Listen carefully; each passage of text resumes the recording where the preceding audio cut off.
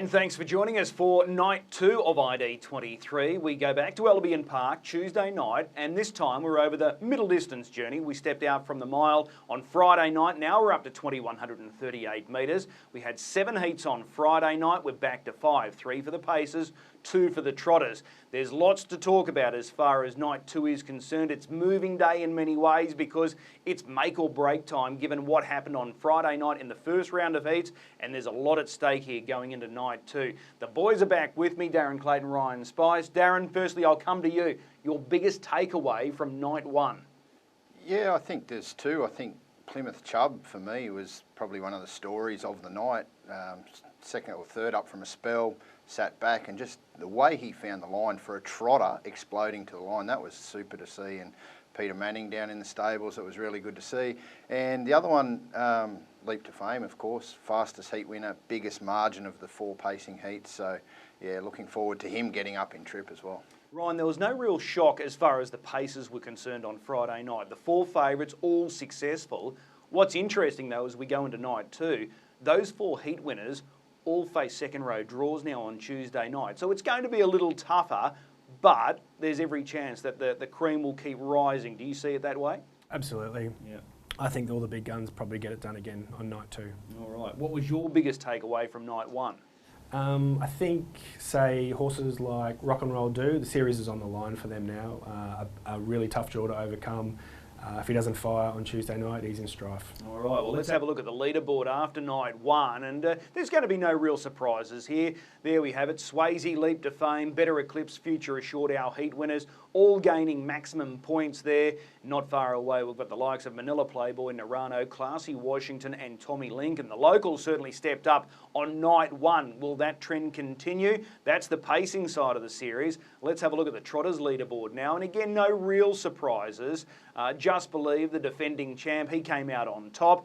Plymouth Chubb, as Darren mentioned, he was probably the star. He was the upset on the night, running over the likes of Queen Elida. Olivici was able to get over the top of Mufasa Metro. So they're our 3 leaders as far as the trotters are concerned. And as I said, we're back to 2 heats for the trotters now. Bigger field sizes as well, fields of 12 or 11, and we're over the middle distance journey. So this is going to be interesting, and we're looking forward to pulling apart these heats. So it's a 10-race program coming up on Tuesday night. Our first race just after 5 o'clock. Our first pacing heat, it's race number 2, and we'll preview that first heat in just a moment.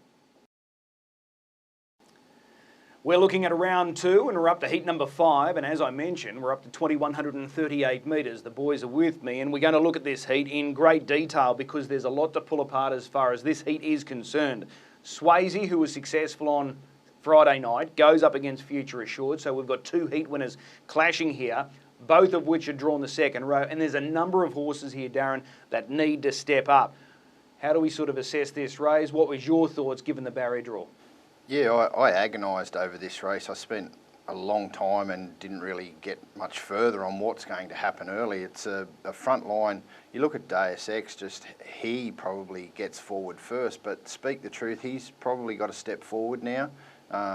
You know, he didn't earn many points in that first round, so this is his opportunity from gate 2. Rock and Roll Do, we've mentioned how he probably struggled. He was probably a bit of a disappointment night 1, gets gate 7 again, and gate 7 at 2,100, you either go back and you're probably in the lap of the gods, and do you want to be in the lap of the gods going into a race where you need maximum points? So Swayze, what do they do there? Pull straight back or just give him a soft run now that he's had that, got the win on the board and really in a good position? And then Future Assured, again, that real speedster, can't find a better man. We saw him go forward at the mile, and now he's drawn out the second row. So there's plenty to pull apart in a lot of different ways, and yeah, like I say, I really agonised on this one. Yeah, there's a lot of subplots with this heat. Ryan, I'm keen to get your thoughts here. Firstly, with Swayze, I think $2 was bet when markets first went up for this heat, given the fact that he's drawn the inside of the second row. Does the mindset change for Jason Grimson Cam Hart, given that he was able to gain maximum points on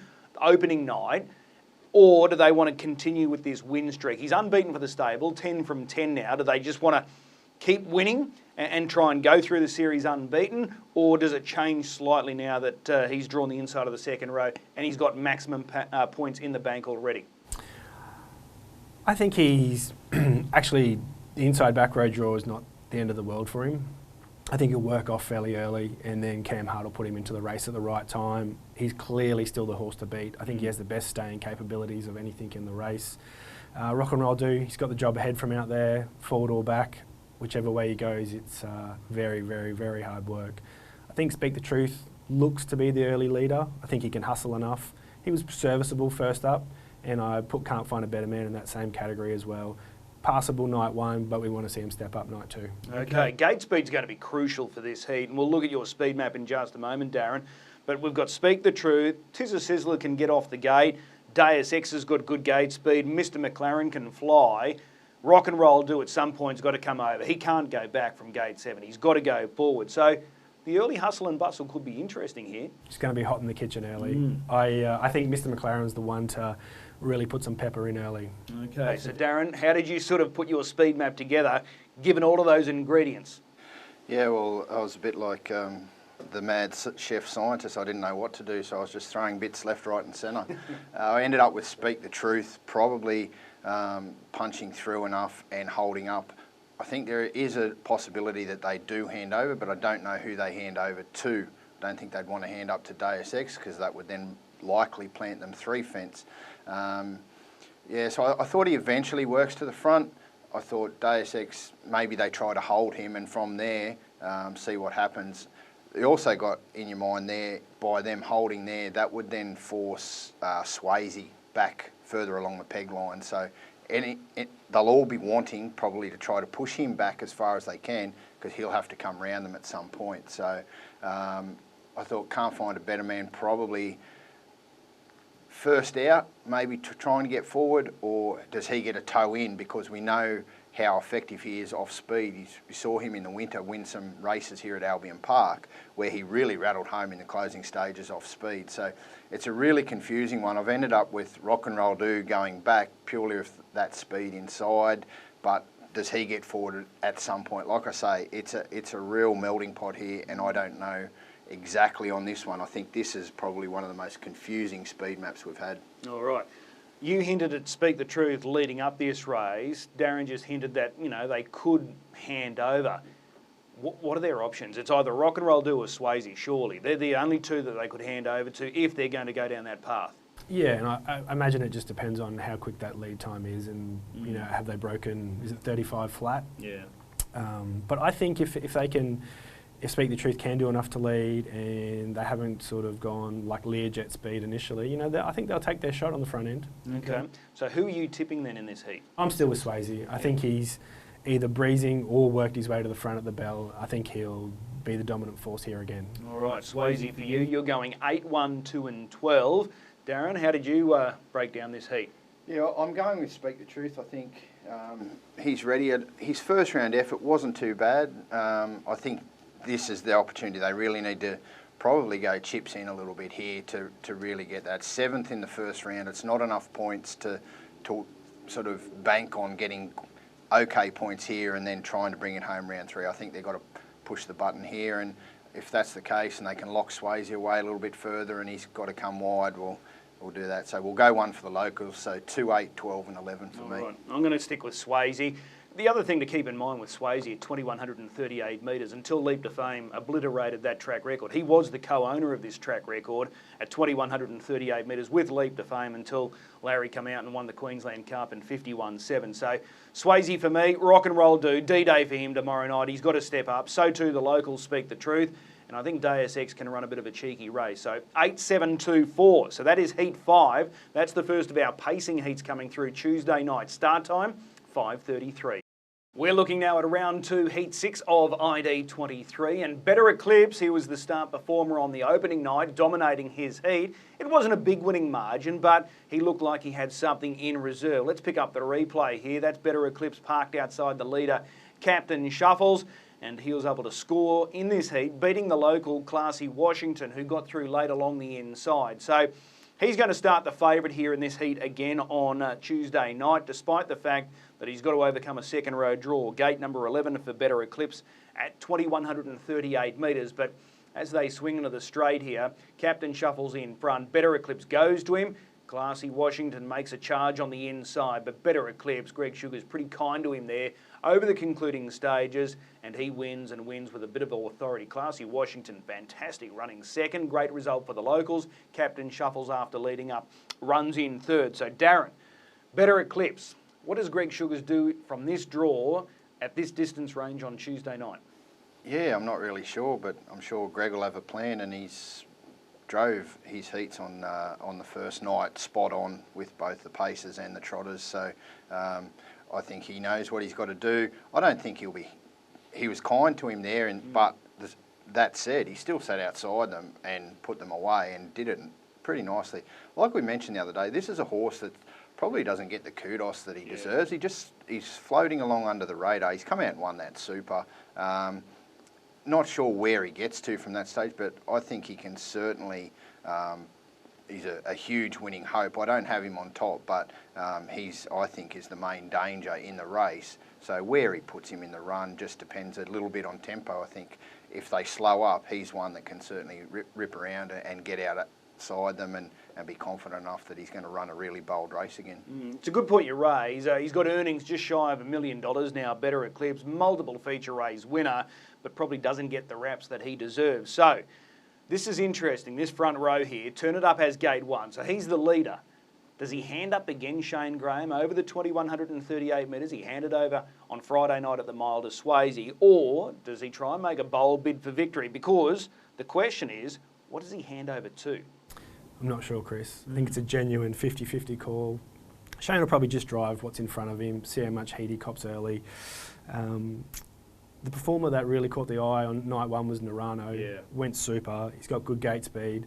I'm sure Cam Hart will be getting forward at the earliest opportunity here. Does he have a look for the lead? Does Shane hold and say no? Does he let him go? Absolutely no idea. But what I do know is Greg Sugars will just drive the race in front of him on Better Eclipse.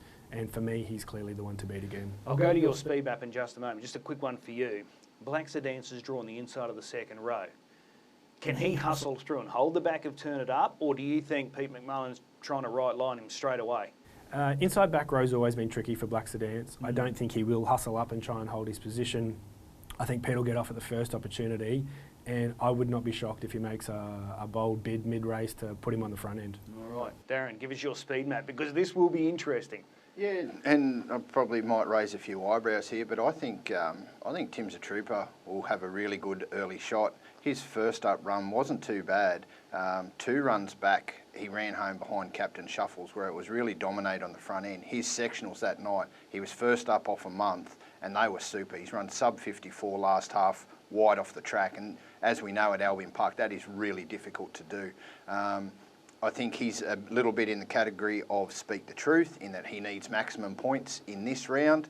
I think if he can really, Grant Dixon can really force the issue early, Shane Graham would be happy enough to hand up to him, because he knows that he'll probably get him to the passing lane, which then gives him a really good shot of maximising his opportunities as well. Narano's the key runner, as Ryan mentioned it. They might take a really good early look here. He possibly is the one to get across if Tim's a Trooper doesn't really hustle off the arm. But bit of a spanner in the works, but I think he can get to the front, and I'll give him a really solid each way chance in this race, and I actually marked him as my best each way of the night. Tim's a Trooper. Okay, Ryan, do you buy into that theory that Tim's a Trooper could be in front? I find it fascinating with Turn It Up, because I was tipping him on Friday night.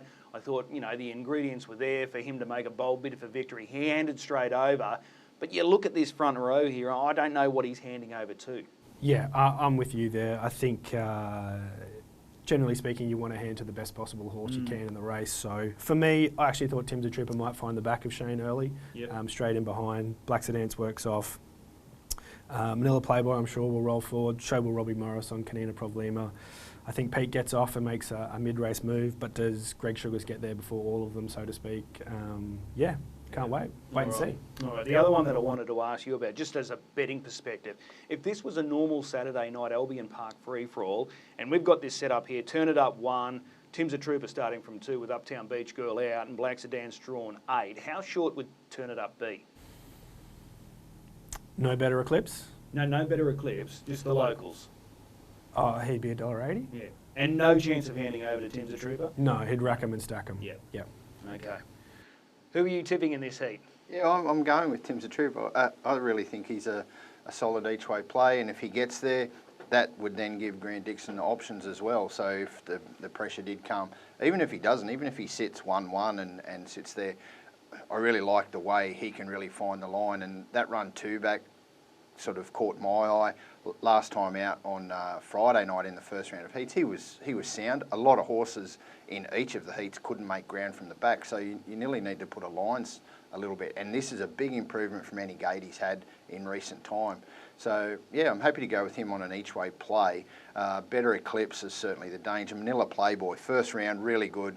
Angus Garrard drove him well enough that he was able to find the fence and hold a 3-fence spot, and then he got out and ran on, got a good second, and turn it up, he's going to be right there as well. So 3-11, 4-1.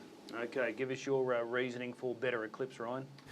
I just think he can win with any race shape. There is absolutely a chance that he gets around them and might even get released to the front at the bell. But he can even go around, sit parked and prevail. Narano, if he does find the pegs, I think he's probably then the horse to beat. If he doesn't, his task is much harder. Turn it up, perfect draw for him. I think Shane will nurse him through the series again, so that being the case, how many people come looking? So it's interesting. Yeah, absolutely. I'm going to go with Better Eclipse. I just think he's the safe option here, and he was strong on opening night. So 11 Better Eclipse to beat 8 Black Sedans. He's one that's really got to step up, and I think he gets his opportunity here. He is a sprint lane winner at Albion Park, so keep that in mind. Turn It Up and Narano. Narano was fantastic on the opening night. Actually made ground on Larry, as silly as that sounds, and his sectionals back it up. So 11, 8, 1, 7 for me. Race number 3. That's our second heat for the Pacers coming up, and start time for that race is at 6:03. Let's have a look now at heat number 7 coming up on Tuesday night. And this is the heat that features the series favourite as far as the pacing side is concerned. It's the local hero, Leap to Fame. And he was most dominant, scoring in the opening round of action on Friday night. He went the fastest time. He was able to power up, find the lead. And he went to the line under a vice-like grip from Grant Dixon. Yes, Narano made some ground. Sectionally, he was awesome, Narano. But when you actually break down Leap to Fame, he was absolutely dominant here, scoring a very easy victory. And he made a bit of a statement there just to say, you're in my backyard. This is my home track. Come and get me if you're good enough. Now he's got to overcome a second row draw. He owns the track record here at 2,138 metres. He went 51.7, scoring 2 starts ago in the Queensland Cup. Darren, Leap to Fame. It looks fairly obvious here. He's just head and shoulders above his rivals. So how does Grant Dixon play this race? I think he can just sit back early and just sort of see what happens. He's got the opportunity there too. Spirit of St. Louis probably has to go forward, so he can just sort of roll through in that early stages, and you know, he can eventually get up outside the leader, or he can probably sit 1-1. I had him getting up outside the leader. Spirit of St. Louis, I've gone down the path of, you know, Spirit of St. Louis has to get across first, and do we see a situation like we saw in the Nullarbor earlier this year where he hands over to Better Zip It, and that's his play probably to maximise his points. Again, he's one of those horses that has to step up here and get the maximum points. So Tommy Lincoln, he was good on night 1, just found the pegs. He should strip fitter. He was first up from a run. So he can sort of tuck him behind. Where they make their moves thereafter is a little bit interesting. Our Money Rocks, he'll be probably tucked away 3 back on the fence and ready to strike. He was good round 1 as well, but I think Leap to Fame, he can be 1 out 2 back, or push forward and sit outside him. Either way, he's going to be the one. Okay. Spirit of St. Louis is an interesting horse here. In many ways, he's got to step up as well. I thought he was okay. He found the back of Rock and Roll Do. It was a blistering last half. So he did as well as he could have hoped for there on the opening night. It's an interesting theory there with Darren, handing over to Better Zip It. How do you sort of see it with Jack Howell? What does he do here with Gate 2? Well, he's led up a Miracle Mile, so I'm quite sure game plan number 1 will be to put him on the front end and then and play it from there. In saying that, Our Money Rocks gets out of the gate pretty good too, so it'll be interesting to see what the David Thorne camp are going to do there. But I lean to them just sitting on Louis. I probably don't subscribe to Better Zip It working to the top. I think Larry can punch through from the back row and be there before them. And to my way of thinking, I think he'll be on the front end relatively soon. Yeah, and then it's just a procession thereafter. And it's pegs. Yeah, okay. Our Money Rocks, he was really good on opening night. Since David Thorne has done an immaculate job with this horse, and I think a top 3 finish awaits for him in this heat. Okay. That being said, do you see our Money Rocks qualifying for the final? Well, if he can maximise here, you know, with a second or a third, he certainly can. Let's not forget this guy only just snuck into the series. He was right on the precipice down the bottom, and he got through on the points, and he's in there now. So draws gate 1 in this heat, which is ideal. So you know, that gives him every opportunity. But Hot and Treacherous, he was good night 1 as well. He chased home behind Leap to Fame. He'll be thereabouts again. So, but yeah, it's Leap to Fame and where they finish behind him in this one. They're a little bit unlucky, the camp with Hot and Treacherous, the fact that they've run into Larry in nights 1 and 2. But as Darren said, he was good on Friday night. He's very good, actually. Yeah. I like that he wasn't in the hustle and bustle early, and it's going to give him a chance to build through the series. All right. So, who are you tipping? Leap to Fame. What have you got for the minors here? Yeah, so I've got Leap to Fame on top. I think Spirit of St. Louis, just purely off where his gate. I'm not really sure where he's actually at in this campaign, to be honest, but this is his time. He's got to step up, and he should be able to do it from there. I've got Better Zip It in. I thought he was good enough, and like I mentioned, I think from gate 7 they go forward, and Hot and Treacherous again. So 9, 2, 7, 11 for me. Yeah, I'm going 9, 2, 1, 11. I totally agree with your thoughts on Spirit of St. Louis. I don't know where he's at. They aborted the plans to go to New Zealand for the Cup, blood disorder. You know, just wasn't sure where he was at going into night 1. He was okay, but this is his time. He's got to show something here on Tuesday night, because if he doesn't, I think it's curtains as far as his campaign is concerned. So he's the one that we've really got to watch here. So 9, 2, 1, 11 for me. You're with Leap to Fame as well, Ryan? Yeah, I'm clearly with Leap to Fame. I think he gets the job done again, but I'm very keen Our Money Rocks. I think he'll run a very good race, and for me, he's a place lock. Okay, so you're going 9, 1, 2 and 11. So that is the final heat there for the Pacers coming through on Tuesday night. Start time for that heat is at 6:37. Round 2, heat 4 for the Trotters here on Tuesday night, and Queen Elida steps out again in this heat. She was the beaten favourite, and she was beaten fairly and squarely behind Plymouth Chubb on the opening night. So I'm sure there's going to be a fair bit of discussion here on how she sort of performed. We'll get the thoughts of both Darren and Ryan in just a moment. Let's go to the replay, though, of Olivici.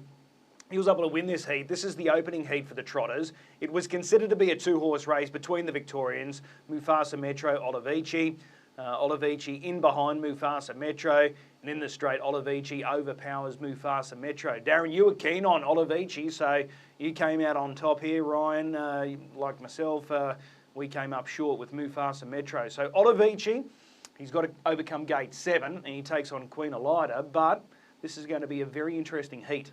Yeah, it certainly is. And I think one of the takeaways out of that heat as well is that was the first heat on Friday night. So Olivici probably got the better of the track conditions. They hadn't really chopped up by that stage. By the time Queen Elida got on, she was in the middle of the Trotters, which I think was race 7. So, you know, there'd been a fair bit of water and a fair bit of chop over the night to there. So, yes, I think she was a little bit plain. She probably got her opportunity. That said, Plymouth Chubb, he was brilliant, the way he found the line. But I think if we look at the fact Queen Elida and Rock and Roll Do travelled up together, they apparently have been very, they've got together well in the stables, and in the time that they've been up here and they're travelling, the 2 horses that probably a little bit poor, Rock and Roll Do, Queen Elida. That said, she's finished second, so I don't think it's all doom and gloom just yet. She was able to hold on there. It was just Plymouth Chubb sort of got the better. You take the fact that Adele sat outside of her and she still beat Adele home. So while, yes, the run was probably subpar from where we know how good she can be, I don't think I'm prepared to cast her yet. So she was dethroned on Friday. I think she can bounce back. All right. I've got a feeling you're not going to be as forgiving. Yeah, no danger signs for me here for Adele after the really tough. Queen Elida. After the very tough run at Bendigo, where she was stretched out early, plus the travel. And then you put it into context, her last half, once she found the top fairly comfortably, she struggled to break 59. She was flat as a biscuit the last 100 metres there. Yeah, I want to take her on. They've gone up 2s on here. I think this is a perfect chance to bet around her. Okay, I'm keen to get your thoughts then. So how did you map this race? Darren, do you have Queen Elida out in front again? Yeah, I do. And for me, there's a really big query on this. The fact that Adele, ever since she has been in Queensland, she's been an ODM or a right outside draw runner. Yeah. So it's a massive... You go back through, over a dozen starts in Queensland, never been closer than gate 5 and had sort of early issues. Here she is all the way into gate 1. So, a few alarm bells there ringing for me. The Best Bourbon, also been an outside draw runner, now also back in the draw, gets gate 2. So I think this is a really good opportunity for Queen Elida to just buzz across, find the front. Funky Monkey probably runs the gate again, ran the gate the other night. Majestic Lavros, I thought he was really good, yeah. Night 1. If he can sort of lob the 1-1 somewhere forward there, we know he's also quick out, so he could also have a bit of an early look there. So that puts him there. And I think Olivici, if he's not going forward straight off the bat to try to get in the running line, he's wide off the track at some point working into the race. All right. So Queen Elida likely to lead up here, but you want to take her on? Look, if she was mine, I'd try and get her back to her best pattern, and that's sit sprint. I think they'd risk her getting keen again, and if she drops out in this, it's sort of doomsday prepper type stuff from a grand final perspective. One thing I know for sure, Robbie Morris is he's going to turn the handlebars down here early and zip over on Funky Monkey. I kind of think, does she really want to be in a speed battle, or with it's interesting. I thought Constantinople was serviceable night 1. If he improves off that, a really solid hope. Adele never drawn barrier 1 before here on Australian soil. It'll be interesting to see how she handles it. If she can get away, hold a forward position, I think with her speed, she's a really good knockout chance. But the local that caught my eye, right down the bottom, Gus, yep. Pete McMullen. His sectionals were off the charts Saturday night. The trial leading into the series was amazing. Yep. If you can keep him in one piece, trot all the way at a big price, we'll be cheering. Yeah. Only one trotter had better sectionals than Gus on the opening night, and that was Plymouth Chubb. So, just going back to Queen Elida, are we underselling the winning performance of Plymouth Chubb to a degree as well? Yeah, well, that's a really tricky one because he sat 3 fence, and it's a little bit different trotters to paces in terms of their pickup speed, but his pickup speed on... Brilliant. Oh, he was still on the home turn 2 or 3 lengths back, yeah. And giving the horse behind the leader space. And then when he got out, Cam Hart just let him down and he exploded. He was super, and perhaps that's the case. So we know how good he was as a juvenile. He's only had 2 runs back this campaign. Only 2 runs back, and the problems that he has had, like you say, are we underselling the fact that Peter Manning, what a genius he is? Here we look at him here, he's just got around Sugar and Spice, who's galloped. We've got Queen Elida out in front there. Here he gets to the outside now as Adele goes back to the inside, still picking him up, and then just bang, this last 100 absolutely rattles home. So, like you said, Chris, chubby. He was chubby at the start, he's just going to strip fitter, so... Yep, stable name's Fatty, and he was awesome there on Friday night, no question about it. I'm going to go with Queen Elida because I think in many ways we're just underselling Plymouth Chubb there on Friday night. So I'll give her another chance, but I tend to agree with you, Ryan. She's got to step up here.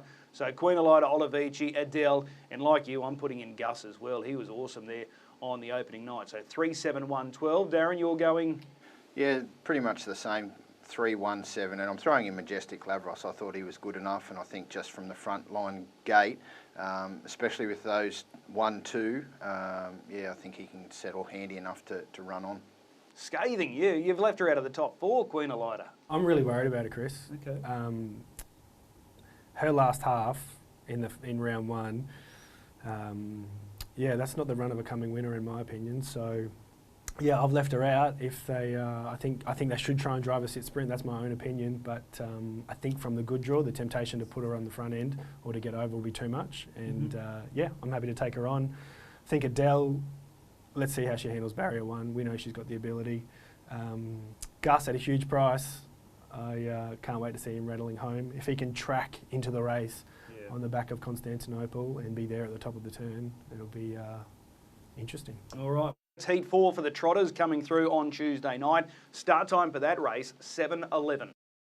Round 2, Heat 5 for the Trotters here, and this is a fascinating heat because we've got the series favourite lining up here, but he's got to overcome the inside of the second row, and he's up against the most impressive heat winner from the opening night in Plymouth Chubb, who draws ideally in 2. So he had a second row draw on the opening night. Now he's got gate 2, Just Believe, who had barrier 1, moves to the second row. Darren, looks to be a race in 2, but in many ways the big question here, Just Believe series favourite, but we might have a genuine contender here in Plymouth Chubb, and he gets his chance to prove that if he can take down Just Believe. Yeah, certainly, and you'd expect him to be better for the run.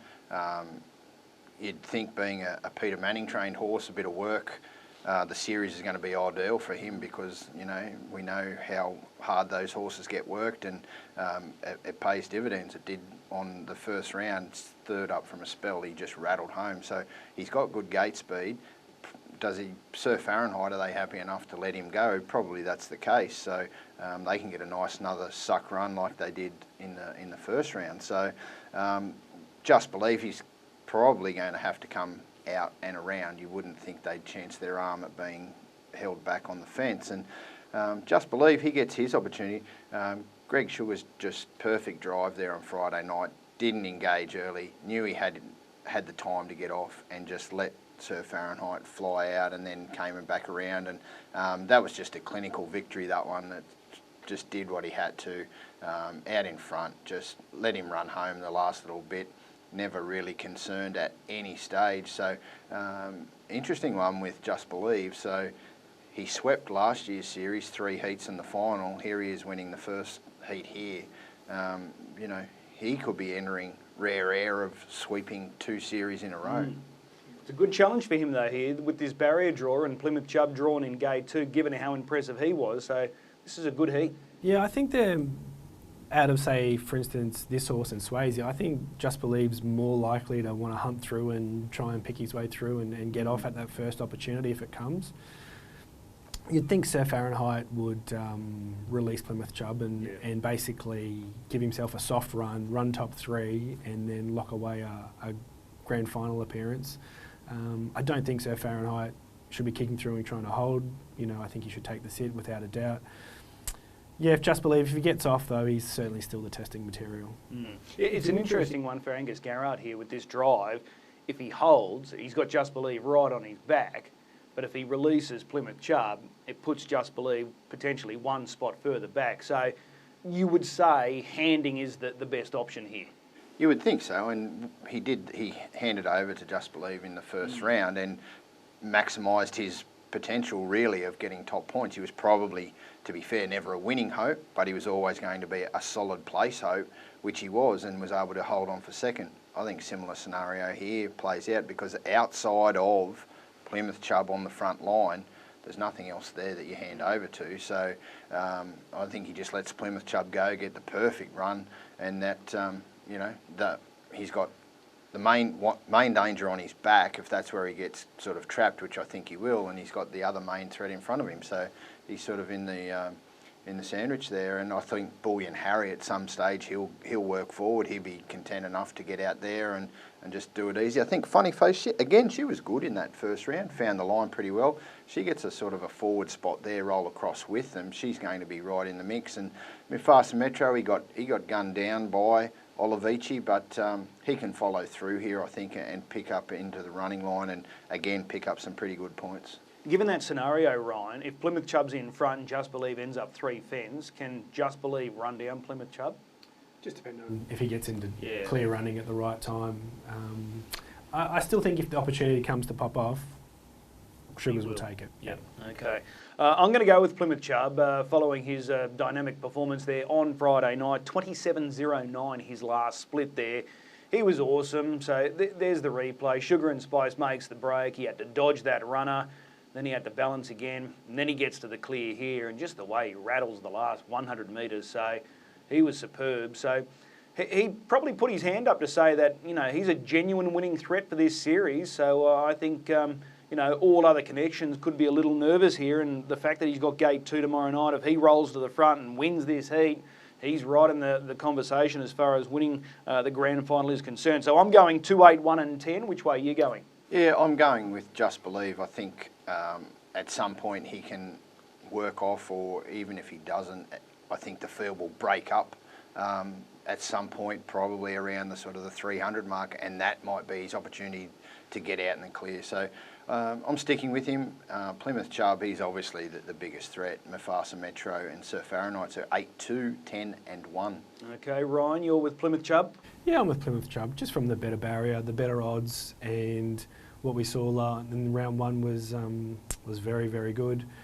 Couldn't possibly take the $1.40 Just Believe from inside back row. That's not a betting proposition I'd want to entertain. But of course he's a clear winning hope, and I think Sir Fahrenheit, if Angus Garrard can nail his drive, he'll be running top 3. Yeah, he can really lock away a grand final spot here with another top 3 placing, Sir Fahrenheit, which will be a huge result for Queensland trotting. Just on this heat as well, going into the series, we're all saying Just Believe, Queen Elida. Following night 1 and looking at this heat tomorrow night, is it Just Believe and Plymouth Chubb now? I think we perhaps will be saying that after night 2, yes. Yep. Okay. Well, that's round 2, and it's heat number 5 for the Trotters. Start time for that race at 7:45. Time now to find our best bets for this big card of racing coming through. 10 races, 5:07 the first, and we've got 5 heats for the Inter Dominion, 3 for the Pacers, 2 for the Trotters. So there's plenty at stake. Your best bet, Darren, for Tuesday night? Yeah, I think we need to be patient, away from the Interdom heats. Let's go all the way down to the last race, race 10, horse number 4, top of the moment. Trialled super for a first up run. The first up run, it was a top effort, and I think he finds the right conditions again. I really got a bit of time for this trotter. I think he'll really step forward. Pete and Chantel have got a nice couple in top of the moment, and Gus going forward. And Tim's a trooper on an each-way basis, I think, in that heat. Really keen on his chances. Okay. Ryan, your best bet? Yeah, I'm really keen on Money Rocks. Doesn't miss top 3 from his perfect draw. And race 9, number 2, Lethan Burn. He can lead him up and run time. Okay, I'm going with top at the moment as well. I think he looks perfectly placed there. Second up, strips fitter, and under the handicaps, he can handle these. So race 10, number 4. We've got to be patient though. That's the last race coming through on Tuesday night. Quaddie for me, 3 and 7. I'm going to play Queen Elida and Olivici. 2 and 8. That's Plymouth Chubb, Just Believe. 7, 8 and 9. So going there with Sky Road Dream, Chicago Bart, Hay Bale Hustler, and the last leg 7 and 9, Chamonix and Hugo George. $24 for 100% of the dividend. You can play that to suit your own budget. Darren, sort of similar there? Yeah, reasonably similar. I've just added in Adele in the first leg, so 1, 3, 7 for me. The second leg, just 2 and 8, Plymouth Chubb and Just Believe. They're the 2 main dangers, or 2 winning chances. The third one, Sky Road Dreams, he's an interesting runner. Made a big error on debut from gate 1. He gets the OD and out to gate 7. So he looked pretty handy in his trial. So I'm going 1, 7 and 8 in that one. And in the final leg, I thought that was a nice race, and I thought there's a few on big class drops into this. Interestingly, this race is a regional championship style series, and the final will be held on Inter Dominion final night. So a few of these progressive types will get their chance. And I've got 9 and 10, Hugo George and the Irishman. Okay, $36 for 100% of the dividend. Ryan, you're playing wide with the quaddie. Yeah, I'm not getting knocked out in that first leg, Chris. That was my major aim. I think if there's going to be an upset on the night, it's going to come from that race, so happy to play wide. Into Plymouth Chubb and Just Believe. And then in the 2-year-old, Dennis the punter, Sky Road Dreams, the first starter for the McCarthy camp in Chicago Bart, and Hay Bale Hustler. And pretty keen in the last that Hugo George is the one to beat, but adding Chamonix and Burns Bay as well. All right, $162 for 100% of the dividend for Ryan's quaddie. Tomorrow night you can play those quaddies to suit your own budget. So we look forward to the action coming through. And don't forget with Tab as well, if your horse runs second, you will get your money back as far as a bonus bet is concerned. So make sure you check out the Tab website to see all the offers that are up for grabs on night 2 of the carnival. There's a lot to digest as far as the punting information is concerned, but hopefully we've been able to find a winner or two for this Big 10 race program, guys. It's been a pleasure. We'll chat again later in the week when we get into night 3 coming up on Saturday night. Yeah, really looking forward to another big night, Inter Dominion Tuesday. Yeah, Inter Dominion Tuesday. We'll see you trackside. Perfect. There it is. That is Weekend Winners, proudly brought to you by 1Equine. Our first race, the first of 10 on Tuesday night at 5:07.